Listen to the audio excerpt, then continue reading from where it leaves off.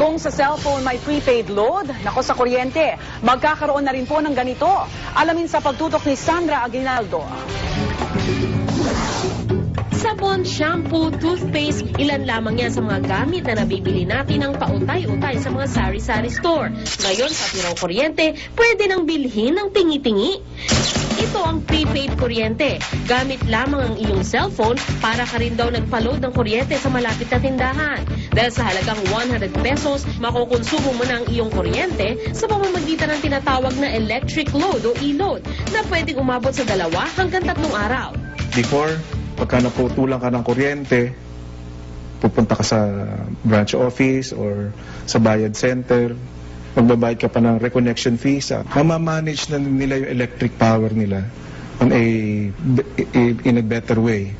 Mas napapabilis daw ang daloy ng kuryente patungo sa bahay-bahay sa mas pinaginhawang paraan ng distribusyong ito. Kasalukuyan na itong ginagamit ng ilang bansa sa Europa at South Africa. At ang sistemang ito makakatulong raw sa pagsugpo ng matagal ng problema sa illegal na koneksyon. Unang-una, ba't ka pa magja-jumper? Kasi affordable naman eh. Di ba? Ang mga nagja-jumper lang naman ng mga kababayan natin, yung talagang dahil naputulan, dahil walang pambayad, pero kailangan ng kuryente. Sa metrong ito makikita ang halaga ng iyong natitirang electric load. Kusa itong nagbiblink kung kailangan na muling lagyan ng load. Makakatanggap ka rin ng mensahe sa iyong cellphone bilang paalala na malapit nang maubos ang iyong load. Pero ang tanong, approved naman kaya ang sistemang ito sa ating mga kababayan? Sa akin yun mas, yung pipila pa rin sa Meralco. Kasi masigurado. Sa ngayon, sa hirap ng pera at sa hirap ng buhay, mas maganda yung ganon. Mas kaysa yung sa ginagawa ngayon.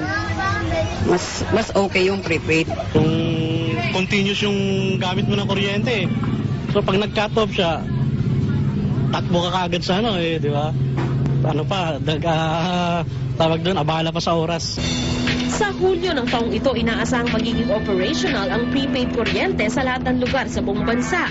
Matapos maaprobahan ng Energy Regulatory Commission ang ilang electric cooperatives na katulong sa pagpapalaganap ng makabagong teknolohiyang ito. Sandra Aguinaldo, nakatutok, 24 oras. Paalala pong muli mga kapuso, ingat po tayo sa